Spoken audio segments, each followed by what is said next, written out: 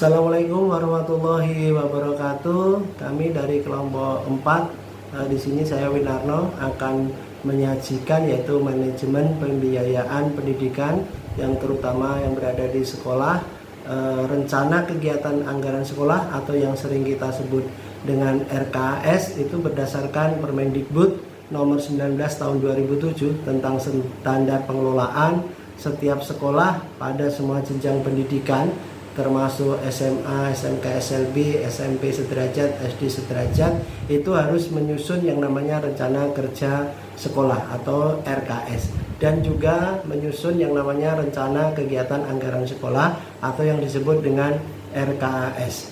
Manajemen keuangan itu merupakan salah satu substansi manajemen sekolah yang akan turut menentukan berjalannya kegiatan pendidikan di sekolah. Sebagaimana yang terjadi di substansi manajemen pendidikan pada umumnya. Kegiatan manajemen keuangan ini dilakukan melalui proses ada yang namanya perencanaan, pengorganisasian, pengarahan, pengkoordinasian, pengawasan, atau pengendaliannya. Manajemen keuangan dapat pula diartikan sebagai tindakan pengurusan atau ketatausahaan keuangan yang meliputi pencatatan, perencanaan, pelaksanaan, pertanggungjawaban, dan pelaporan. Sebagai suatu lembaga pendidikan perlu ditingkatkan dan disesuaikan dengan kebutuhan dan perkembangan pembangunan di segala bidang, baik dari segi sarana prasarana, kemudian dari segi fasilitas kerja maupun kesejahteraan yang layak bagi seluruh tenaga pendidik. Untuk memenuhi sasaran tersebut sangat diperlukan biaya yang cukup dan administrasi yang tertib. Salah satu pendanaan yang diberikan pihak pemerintah kepada sekolah yaitu yang namanya adanya bantuan operasional sekolah atau lebih sering kita kenal dengan dana BOS. Perencanaan program BOS yaitu meliputi ada beberapa kegiatan, ada 2 kegiatan utama yang dapat dilakukan oleh kepala sekolah bersama tim manajemen BOS sekolah, yaitu yang pertama mengidentifikasi kebutuhan sekolah dan menyusun rencana anggaran kegiatan sekolah atau yang dikatakan dengan RKAS. Dalam mengidentifikasi kebutuhan sekolah, kepala sekolah dan tim manajemen BOS sekolah perlu menentukan kondisi sekolah saat ini. Salah satu dengan menentukan evaluasi diri, yaitu dengan cara melakukan ataupun menunjukkan kinerja sekolah, misalnya bagian yang mengalami perbaikan atau peningkatan, bagian yang tetap, dan bagian yang mengalami penurunan.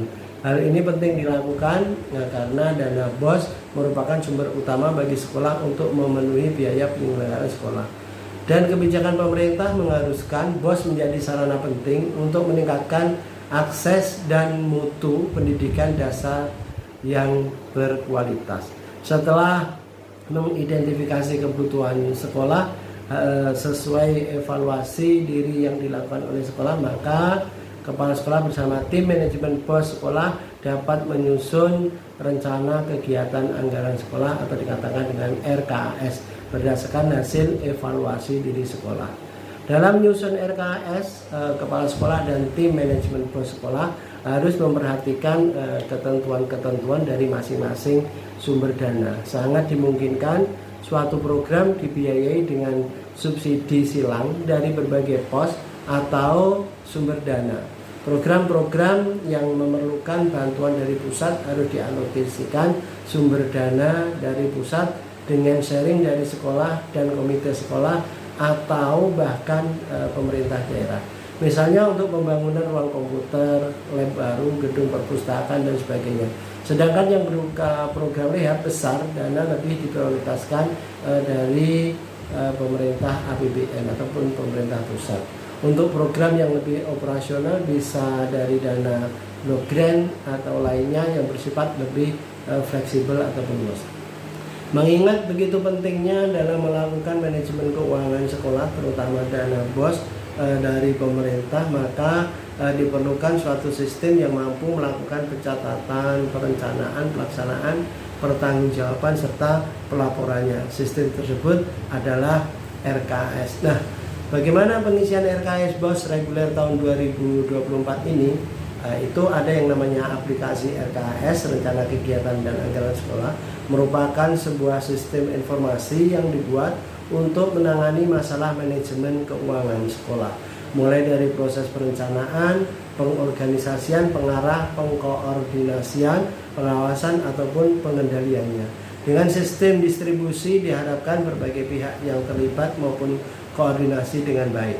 Capaiannya apa? Untuk outputnya, terakhir yang diberikan sistem informasi ini adalah pelaporan, di mana setiap report yang dihasilkan sudah sesuai dengan format yang dikeluarkan oleh pemerintah.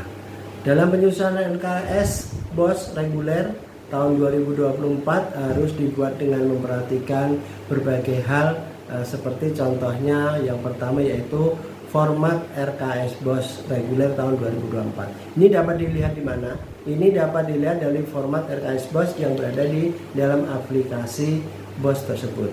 Kemudian yang kedua yaitu memperhatikan alokasi pagu anggaran BOS.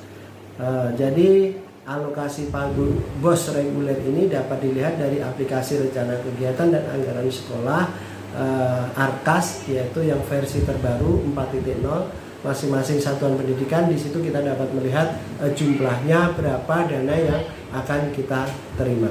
Kemudian yang ketiga, alokasi per jenis belanja, yaitu baik barang ataupun jasa, modal peralatan, kemudian aset tetap lain sesuai dengan kebutuhan masing-masing satuan pendidikan dan satuan pendidikan khusus yang berdasarkan pada hasil lapor pendidikan.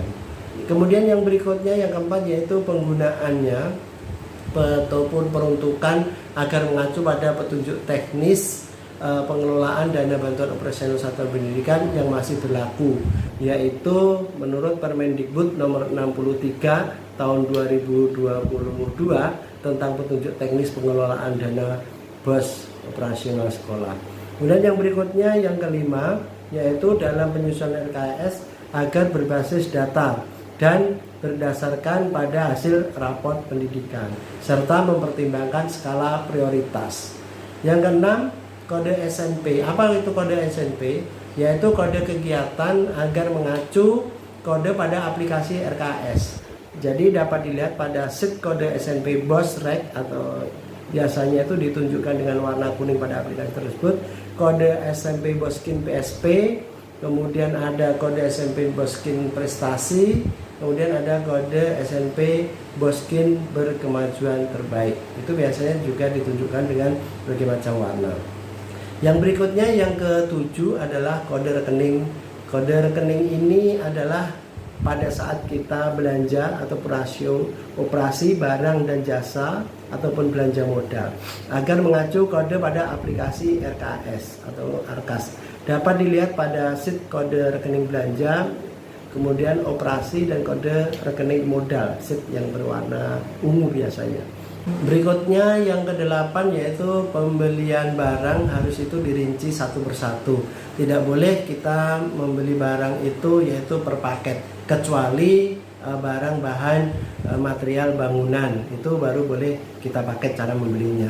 Kemudian yang kesembilan, harga satuan barang dan jasa agar mengacu pada SHB pemerintah provinsi masing-masing. Ketentuan ini dapat dilihat dari set SHB yang ada di aplikasi masing-masing. Kemudian apa saja di situ? Ada batas maksimal harga satuan konsumsi seperti makan, minum sesuai dengan daerah masing-masing. Kemudian ada batas maksimal juga harga konsumsi baik makan ataupun minum itu sesuai dengan daerah masing-masing. Kalau contohnya di Provinsi Jambi ini untuk kebutuhan snack itu biasanya harga tertingginya adalah rentang antara 10.000 sampai dengan 15.000. Jadi kita tidak boleh kurang ataupun melebihi dari harga yang telah ditentukan. Kemudian batas maksimal seperti misalnya fotokopi itu juga ada di panduannya di ARKAS itu. Misalnya contohnya fotokopi penggandaan itu adalah harganya Rp300 seperti itu. Kemudian yang ke-10 yaitu perjalanan dinas. Perjalanan dinas dalam provinsi ataupun dalam kota itu tidak boleh diberikan uang harian, tetapi diberikan uang transport lokal ataupun yang namanya ad cost, karena kalau diberikan uang harian kita masih dianggap kerja tupoksi kita. Yang ke-11, dana BOS tidak boleh untuk membayar aplikasi PPDB. Jadi aplikasi PPDB itu tidak boleh dibayarkan dari dana BOS kalau sekolahnya yang sudah memakai aplikasi PPDB. Kemudian yang 12, kegiatan yang sudah terjadi tupoksinya seperti kepala sekolah, wakil kepala sekolah, guru, kemudian ada TU, itu tidak boleh diberi honor dan atau konsumsi. Dan yang ke-13, rapat yang boleh diberi konsumsi jika rapat tersebut melibatkan pihak luar ataupun masyarakat, komite, orang tua siswa. Yang durasi rapatnya yaitu minimal ada 2 jam. Kemudian petugas Dapodik dan Arkas tidak diberi honor tetapi diberi konsumsi per kegiatan maksimal yaitu 7 juta per tahun. Yang perlu diperhatikan berikutnya yaitu tidak boleh ada bantuan pulsa untuk kepala sekolah, wakil kepala sekolah, kasubag TU, tenaga administrasi, baik itu operator Dapodik, Arkas, Siperkas dan yang lain sebagainya, itu tidak diperbolehkan ngambil dari dana BOS. Kemudian yang perlu diperhatikan lagi yaitu tidak boleh untuk pembangunan pagar dan pembangunan gedung baru serta rehabilitasi sedang sampai dengan berat. Yang boleh itu adalah rehabilitasi ringan saja. Kemudian yang berikutnya untuk penambahan daya hanya biaya standar, tidak masuk pemilihan trafo maupun tiang listrik. Gitu. Kemudian apalagi yang perlu diperhatikan, perjalanan dinas dalam rangka mengambil dana BOS di bank, misalnya untuk sekolah terpencil ataupun yang jauh, itu tidak itu baru diperbolehkan kalau dari sekolah terpencil. Kemudian yang berikutnya untuk pembelian alat ataupun belanja modal peralatan hanya untuk pembelajaran saja. Tidak boleh untuk belanja modal alat yang bukan untuk pembelajaran. Misalnya seperti genset, mesin pemotong rumput, mesin presensi, dan yang lain-lain sebagainya.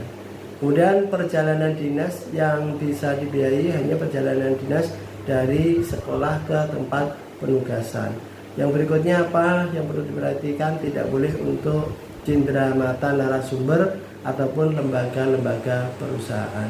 Itulah beberapa hal yang perlu kita perhatikan dalam kita penginputan ARKAS ataupun anggaran rencana kegiatan sekolah.